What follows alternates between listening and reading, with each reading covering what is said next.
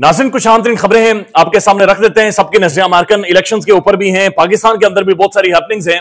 बुशरा बीबी आज एक एडिशनल जज की अदालत में रोई हैं, उनकी आंखों से आंसू निकले हैं, वो आपके सामने रख देते हैं। लेकिन सबसे पहले इमरान खान साहब ने अडयाला जेल से हुक्म जारी कर दिया है, और यह हुक्म क्या है, सलमान अकरम राजा साहब की जुबानी सुन लें। खान साहब ने आज पूरी कौम से ये इल्तिजा की है, हुक्म दिया है कि अब नहीं तो फिर कब। तो हम 9 तारीख को सवाबी में एक जलसा कर रहे हैं, वहां अगले लाए अमल का ऐलान होगा, एक मुल्क गिर तहरीक का ऐलान होगा।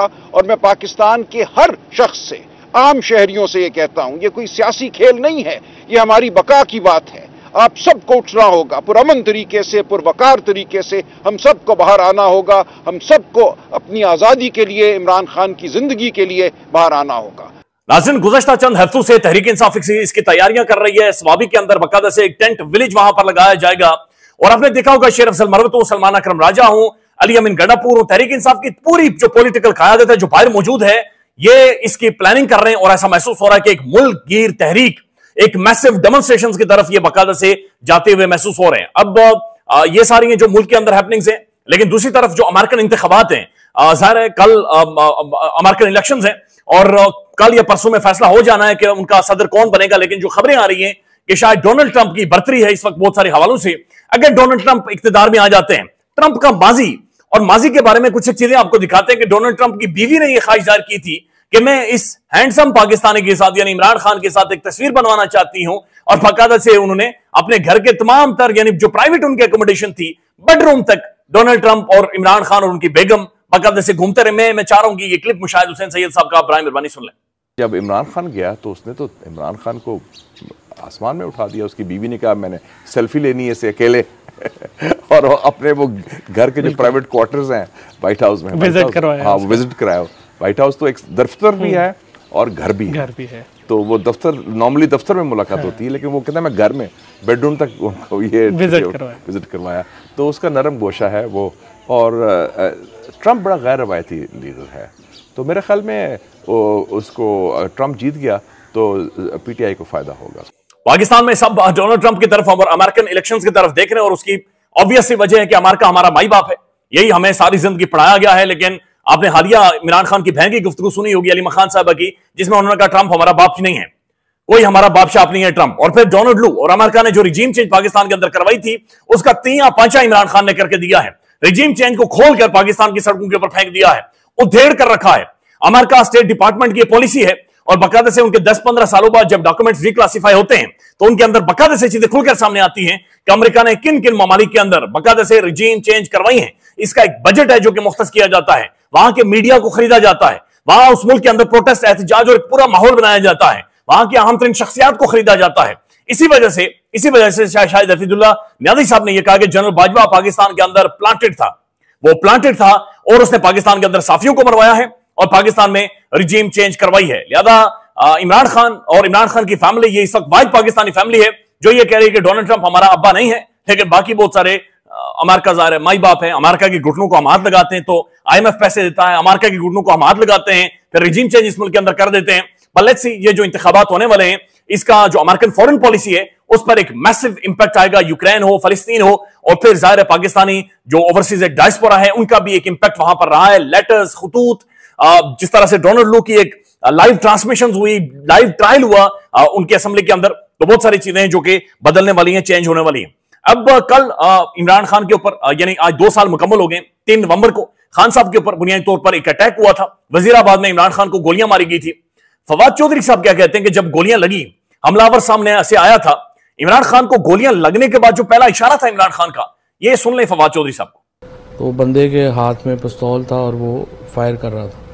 अली हम अपना है जो खान साहब का गार्ड जो है वो बहुत घबराया हुआ, उसने कहा खान साहब को गोली लग गई है। मुझसे बोला ही नहीं जा रहा और आंखों में आंसू। तो अचानक जो है वो 2 लोग जो हैं वो उन्होंने खान साहब को एक पीछे से उठाया है और आगे से उठाया है, और वो ला रहे हैं आगे। तो ऐसे खान साहब मेरे पास से गुजरे हैं तो उन्होंने ऐसे मुझे इशारा किया, तो देन आई रियलाइज कि अल्हम्दुलिल्लाह ही इज़ ओके, और थोड़ी सी जान में जान आई। अब जिस बंदे ने नौजवान ने गोलियां मारी थी और फिर उसके बाद उसकी एक वीडियो जारी की गई थी, अब बहुत सारी खबरें, ये भी मुद्दात खबरें आ रही हैं कि जिस पुलिस वाले ने या जिस थाने के अंदर उस नौजवान की वीडियो बनी थी, शायद उसका भी हार्ट अटैक से इंतकाल हो गया है, यानी उस पुलिस वाले का भी हार्ट अटैक से इंतकाल हो गया है। और वो जो नौजवान जिसने गोलियां मारी थी, उसके बाद, उस वीडियो के बाद, उसकी फैमिली का, उसके खानदान का, उसके घर का किसी को कुछ भी पता नहीं चला। वो नौजवान बताया जा रहा है कि जनाब वीडियो लिंक के जरिए अदालत में पेश होता है, लेकिन उसके बाद कोई जिक्र, कोई तज़किरा, कोई बातचीत, कुछ भी नहीं हुआ। हैरान कुन बात यह है कि इमरान अहमद खान न्याजी अपने ऊपर गोलियां लगने वाले के खिलाफ अपनी मर्जी की एफआईआर भी दर्ज नहीं करवा सका। इमरान खान भी इस मुल्क के अंदर एफआईआर नहीं दर्ज करवा सका, और वो जिसने गोलियां मारी थी उसके बारे में कुछ भी पता नहीं है, उसके बारे में कोई इतलात अभी तक मौजूद नहीं है। इमरान खान 1.5 साल से अडयाला जेल के अंदर पड़ा हुआ है, और इमरान खान को जिस दिन गिरफ्तार किया गया था उस दिन इमरान खान व्हील चेयर पर अदालत के अंदर आए थे, क्योंकि इमरान खान की टांग शदीद तरीन जख्मी थी, और आज वो अडयाला जेल के अंदर मौजूद है। नजम सेठी साहब का एक बड़ा मिसना सा तजिया है, इसके साथ लाजली लोग अग्री भी नहीं करते कि इमरान खान साहब को शायद वक्त दिया गया है, और उन्हें कहा गया है कि जनरल फैज का जो मिलिट्री ट्रायल है वो भी खान साहब आपके हाथों में है, और चंद हफ्तों का टाइम दिया गया है, और कहा गया है कि अगर इमरान खान नई चीजों के ऊपर अग्री करता तो फिर जनरल फैज का मिलिट्री ट्रायल होगा। सेठी साहब को सुन लें। सेटिंग हो चुकी है कोर्ट मार्शल की, एविडेंस इकट्ठी हो गई है, सेटिंग हो गई है, बटन दबाना है और फैज हमीद की और खान साहब की इकट्ठी शुरू हो जाएगी। खान साहब अग्री कर जाते हैं तो फिर के ऊपर भी कोर्ट मार्शल नहीं होगा, उसको भी वो तलवार लटकी रहेगी, किसी वक्त भी वो किया जा सकता है। लेकिन दूसरी तरफ असद अली तूर साहब जो बाखबर तरीन साफी हैं, उनका यह कहना है कि असल में इमरान खान से मिन्नतें की जा रही हैं, इमरान खान के तरले किए जा रहे हैं कि जनाब किसी तरह से मामला को ठीक कर लें, चीजों को सॉर्ट आउट कर लें। इमरान खान आखिरी खबर तक, यानी आज के दिन तक, इमरान खान वाहिद उसकी स्टेटमेंट है कोई डील नहीं होगी, और डील अगर यानी कोई बातचीत भी मेरे साथ करनी है, मेरा मैंडेट वापस करे। और मैंडेट से पहले इमरान खान की जो पहली शर्त है कि तमाम तहरीक इंसाफ के लोगों को, पाकिस्तान के आम शहरियों को जिन्हें सियासी कैदी बनाया गया है, सियासी कैदी बनाकर सलाहों के पीछे बिठाया गया है, उन्हें छोड़ा जाए। असद अली तूर साहब क्या कहते हैं वो भी सुन लें। इमरान खान साहब को जरा बता रहे हैं कि उनके सामने ऑप्शन टेबल पर रख दिए गए कि या तो डील कर लें या फिर फैज़ हमीद का तमाम हमने एविडेंस तैयार करके ट्रायल शुरू करना है फॉर्मली। तो अगर आपने नहीं डील करनी तो फिर आपका और फैज़ हमीद का इकट्ठा ट्रायल शुरू होगा मिलिट्री कोर्ट में। अब बुशरा बीबी आज अदालत के अंदर रोई हैं, जियो न्यूज भी इसे रिपोर्ट कर रहा है और पाकिस्तान के सोशल मीडिया पर मैसिवली रिपोर्ट हो रहा है।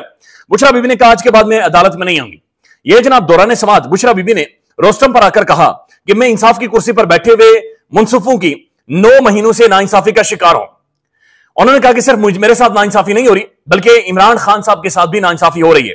इन्होंने कहा कि हमारे वकला समेत तमाम वकला सिर्फ वक्त जाया करते हैं, जो अंदर इंसान बैठा है क्या वो इंसान नहीं है, किसी जज को नजर नहीं आता। मैं अब इस अदालत में नहीं आऊंगी क्योंकि यहां सिर्फ नाइंसाफियां होती हैं। समाअत के दौरान बुशरा बीबी रो पड़ी और कहा कि इंसाफ तो है ही नहीं, लिहाजा मैं इंसाफ के लिए अब यहां नहीं आऊंगी। मेरा कंबल और दीगर सामान गाड़ी के अंदर पड़ा हुआ है। जज साहब बेशक आप मेरी गिरफ्तारी के अहकाम जारी कर दें, लेकिन मैं आपकी अदालत में पेश नहीं होंगी। और फिर बुशरा बीबी वहां से चलेगी। इमेजिन करें, एक मुंसिफ के सामने बैठ खड़े होकर आप ये कह रहे हैं कि जनाब आप इंसाफ करने जोगे नहीं, आप इंसाफ के काबिल नहीं हैं।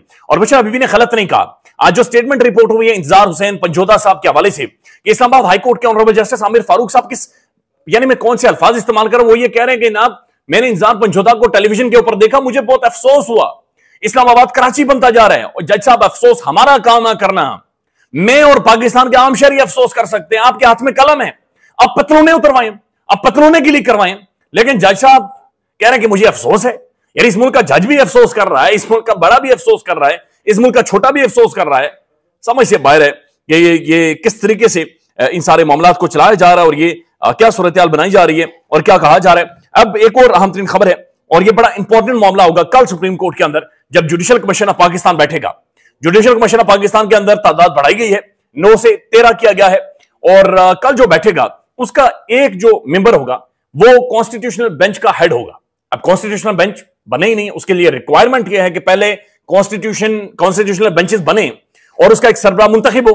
वो तो मुंतखब नहीं हुआ। सिद्दीक जान साहब का इसके ऊपर बड़ा इंटरेस्टिंग तजिया है, वो सुन लें। ख्याल रखिएगा। अल्लाह हाफिज। आइन में उन्होंने नहीं लिखा कि जो पहला इजलास होगा, क्योंकि उसमें आइनी बेंच का सरबराह होगा ही नहीं, उसका तकर्रुर ही नहीं हुआ होगा, तो पहला इजलास जो है वो आइनी बेंच के सरबराह के बगैर होगा और उसके बाद अगले से फिर आइनी बेंच के सरबराह बैठेगा। अच्छा, ये हुकूमत जो है ना कह रही है कि जी इसका मतलब ये है, इसका मतलब ये नहीं है, क्योंकि आइन में किसी चीज का मतलब हुकूमत नहीं बताती। आइन में क्या लिखा है उसकी तशरीह जो है वो सुप्रीम कोर्ट करती है, वो हुकूमत नहीं करती।